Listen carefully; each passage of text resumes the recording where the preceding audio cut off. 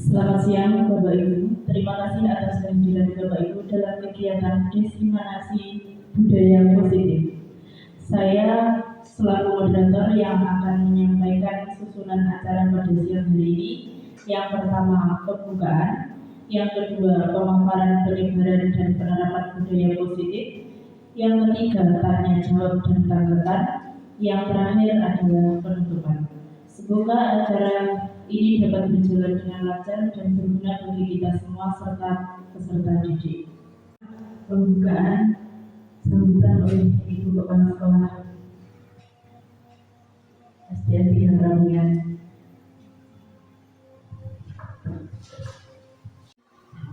Assalamualaikum warahmatullahi wabarakatuh.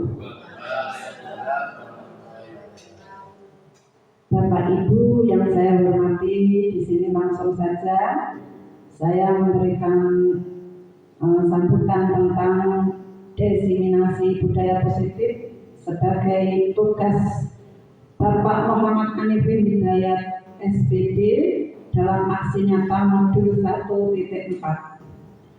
Terima kasih waktu yang diberikan kepada saya, Bapak Anifin, tentang apa yang akan didesinasikan oleh Bapak Anifin ini. Saya berterima kasih sekali karena budaya positif ini perlu diterapkan di sekolah kita. Setelah mendapatkan ilmu dari Bapak Muhammad Anifin, saya mengharap semoga teman-teman mendapatkan inspirasi sehingga semua dapat menerapkan atau mengimplementasikan budaya positif di sekolah kita. Dari saya, akhirnya billahi taufiq wal hidayah. Wassalamualaikum warahmatullahi wabarakatuh. Selanjutnya pemaparan materi diseminasi budaya positif oleh Bapak Muhammad Anifin Hidayat. Assalamualaikum warahmatullahi wabarakatuh. Bapak Ibu semua, budaya positif di sekolah sangat penting untuk mengembangkan peserta didik yang memiliki karakter kuat dan berakhlak sesuai profil belajar Pancasila yang diteruskan sebagai pedoman untuk pendidikan di Indonesia. Salah satu strategi yang perlu ditinjau ulang adalah penerapan disiplin yang selama ini dijalankan di sekolah. Model disiplin yang dibangun masih belum berpusat pada siswa. Selain itu, posisi kontrol guru belum sampai pada tahap manajer.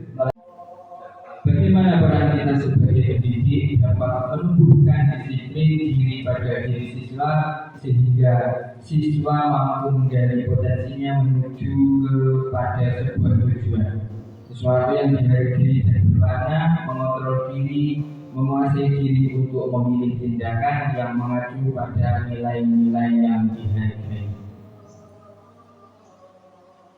Tujuan tindakan nyata budaya positif diantaranya adalah terwujudnya visi sekolah melalui penerapan budaya positif, terbentuknya karakter disiplin yang kuat, menumbuhkan dan menguatkan karakter positif melalui pembiasaan positif, menumbuh kembangkan karakter profil pelajar Pancasila yaitu pelajar sepanjang hayat yang memiliki kompetensi global dan berperilaku sesuai dengan nilai-nilai Pancasila, menguatkan peran sebagai guru penggerak melalui penerapan restitusi dalam menanamkan disiplin positif pada siswa.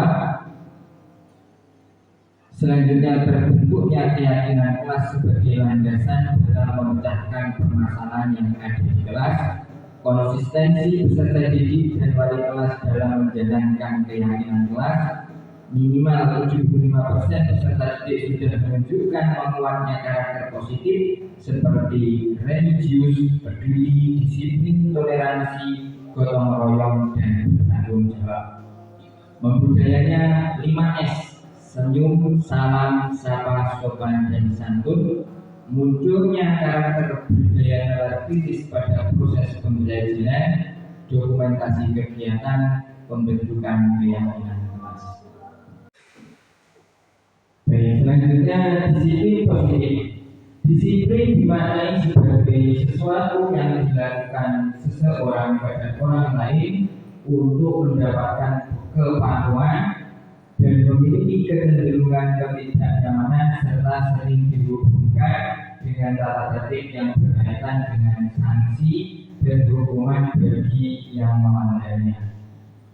Belajar Dewantara menyatakan bahwa untuk mewujudkan murid yang merdeka, murid harus memiliki disiplin yang kuat yang berasal dari dirinya ataupun tidak berasal dari luar dirinya.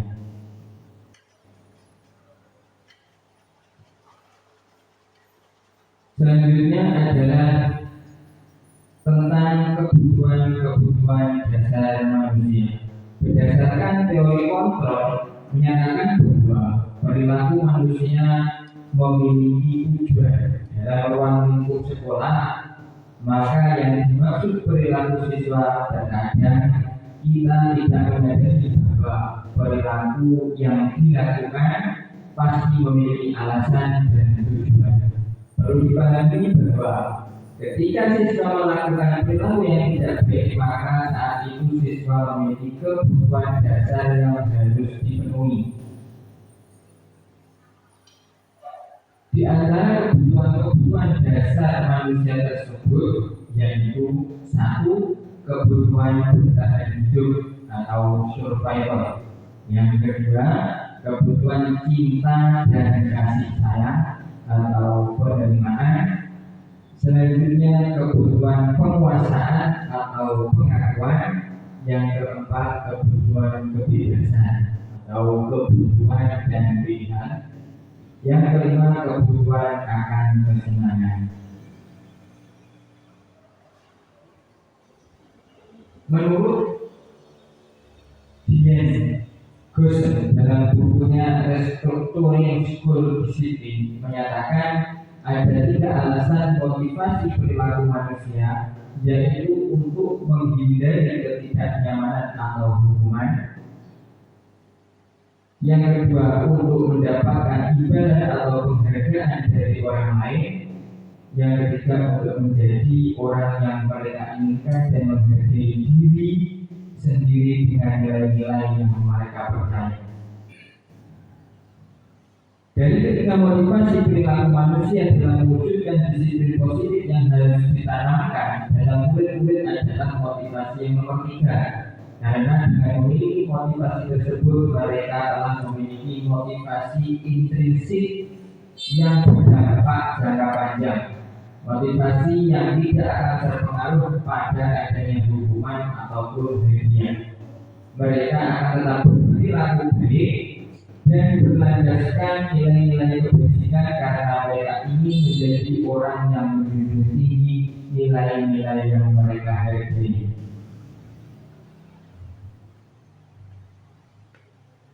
Di antara posisi kontrol restitusi tersebut, Goshen telah berkesimpulan bahwa terdapat 5 posisi kontrol yang dapat diterapkan oleh seorang guru. Yang nomor 1 adalah sebagai penghukum. Yang nomor 2 adalah pembuat merasa bersalah.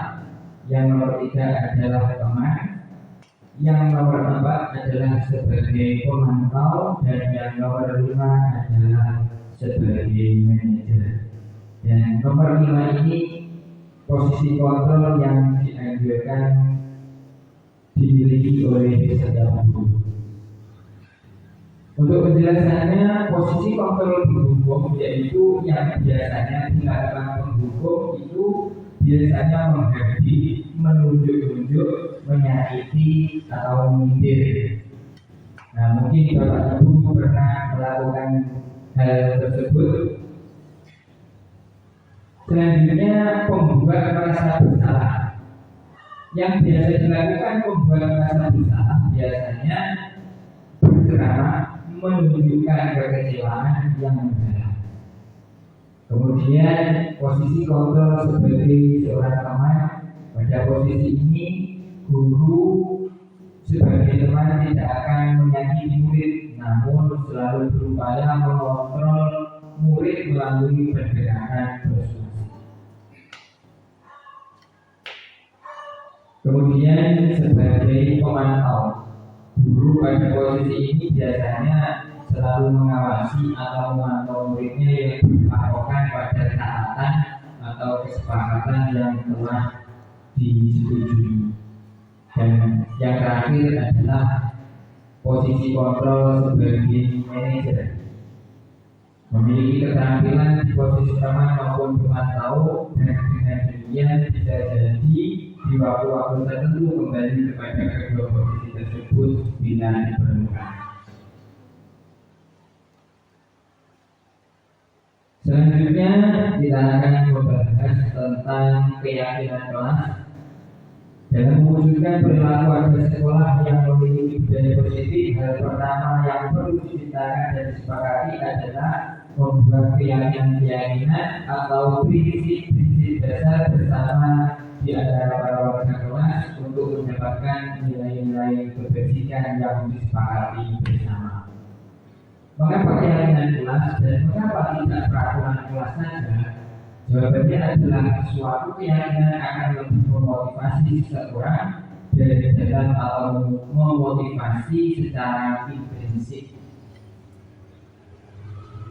Jadi perbedaan antara keyakinan kelas dan peraturan kelas itu adalah hasil akhirnya. Kalau keyakinan kelas itu ketika melanggar, maka yang didapat adalah konsekuensi. Sedangkan peraturan adalah hukuman yang akan didapat ketika melanggar peraturan tersebut. Selanjutnya cara membuat keyakinan kelas. Keyakinan kelas hendaklah bersifat lebih abstrak. Yang kedua, keyakinan kelas dituliskan berupa pernyataan universal, lebih luas. Pernyataan keyakinan kelas senantiasa dibuat dalam bentuk kata positif. Keyakinan kelas hendaknya tidak terlalu banyak sehingga mudah diingat dan dipahami oleh semua warga kelas. Berbeda dengan peraturan kelas yang biasanya ditulis banyak, kalau keyakinan kelas itu cukup beberapa saja. Keyakinan kelas sebaiknya sesuatu yang dapat diterapkan di lingkungan.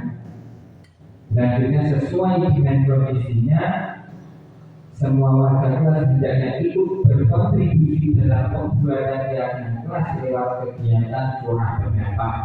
Jadi keyakinan kelas ini dibuat atas kesepakatan dari semua warga kelas. Selanjutnya bersedia meninjau kembali keyakinan kelas dari waktu ke waktu. Nah, tadi terkait tentang penyusunan keyakinan kelas. Yang selanjutnya adalah tentang segitiga restitusi. Restitusi membantu murid untuk jujur pada dirinya sendiri dan mengevaluasi dampak dari kesalahan yang dilakukan. Restitusi memberikan penawaran bukan paksaan. Sangat penting bagi guru menciptakan kondisi yang membuat murid bersedia menyelesaikan masalahnya dan berbuat lebih baik lagi.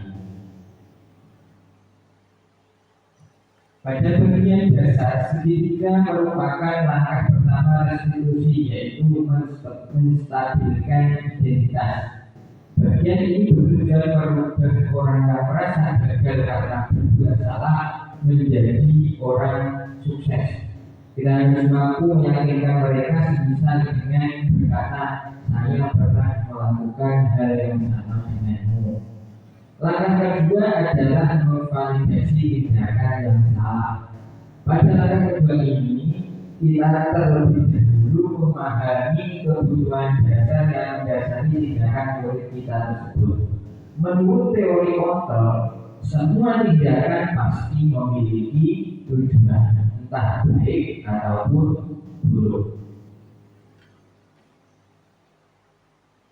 Menanyakan keyakinan kelas adalah langkah selanjutnya. Ketika langkah pertama dan kedua sukses dilakukan, maka anak lebih siap dikaitkan dengan nilai-nilai kebajikan yang dia percaya dan berpindah menjadi orang yang dia inginkan. Sehingga restitusi dapat menumbuhkan motivasi internal murid untuk disiplin positif dan terbiasa mencari solusi dengan permasalahan. Baiklah, sekiranya itu yang dapat saya sampaikan. Apabila ada pertanyaan atau masukan dari rekan-rekan semuanya, saya persilahkan. Ya, Budia silakan.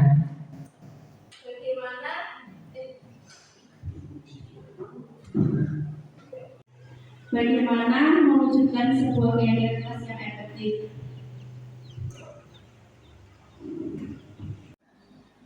Baik, pertanyaan yang bagus.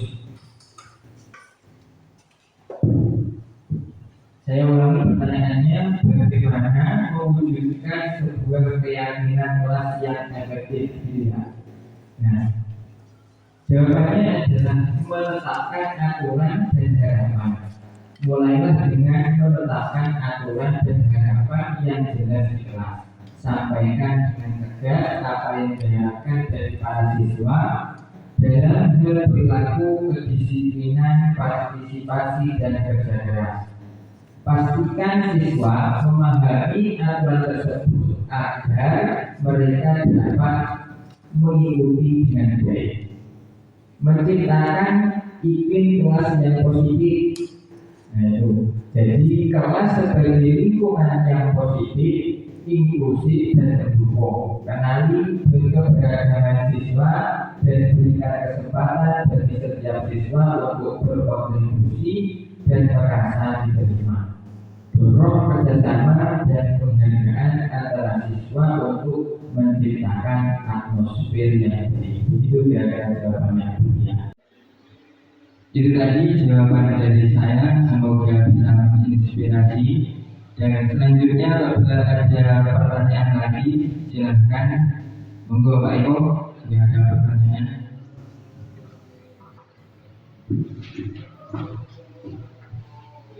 Semawon, jadi kadang kita sebagai guru di dalam kelas kita terpancing emosi pas melanggar aturan.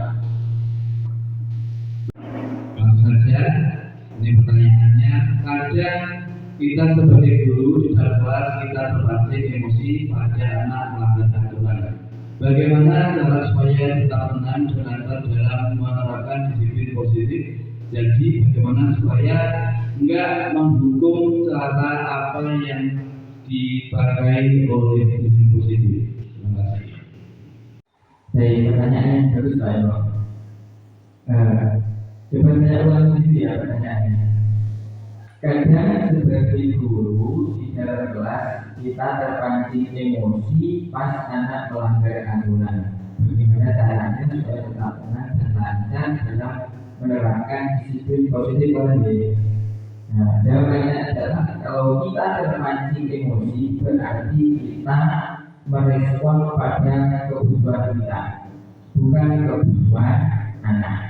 Ini biasanya karena punya perasaan negatif. Emosi misalnya karena asumsi atau label negatif ke anak, atau orang tua atau enggak mampu. Jadi tenangkan diri dulu sebelum proses. Penting diingat bahwa setiap perilaku itu pasti memiliki tujuan. Perilaku anak untuk memenuhi kebutuhannya bukan untuk bikin orang tua emosi. Kalau terlihat dengan positif, tidak hanya pada perilakunya, maka akan lebih mudah untuk tenang dan fokus pada apa yang dibutuhkan anak saat menerapkannya. Tujuannya, anak belajar mengendalikan diri sesuai tujuannya dan nilai yang dipercayai bersama di rumah dan di sekolah. Langkah awal membahas menyepakati apa yang jadi tujuan bersama, yaitu apa saja yang dipercaya untuk dijaga serta peran anak dan orang tua. Kesepakatan bersama dilakukan sejak awal didasari komunikasi yang baik, disepakati juga konsekuensi serta apa yang akan dilakukan orang tua dan anak saat belajar. Jadi anak itu melakukan hal yang negatif itu punya niat yaitu untuk memenuhi kebutuhan dasar yang belum terpenuhi. Jadi sebagai guru kita harus mampu menganalisa apa kebutuhan anak tersebut sehingga melakukan hal-hal yang menyimpang dari kesepakatan yang telah disepakati bersama. Terima kasih. Begitu kira-kira jawaban. Baik Bapak Ibu, mungkin itu jawaban singkat dari saya.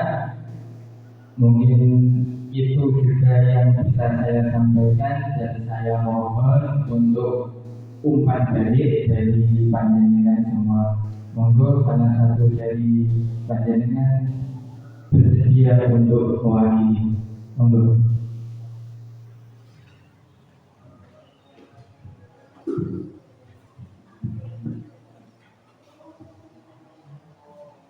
Dari Pak Alifin kita bisa mengambil nilai-nilai positif,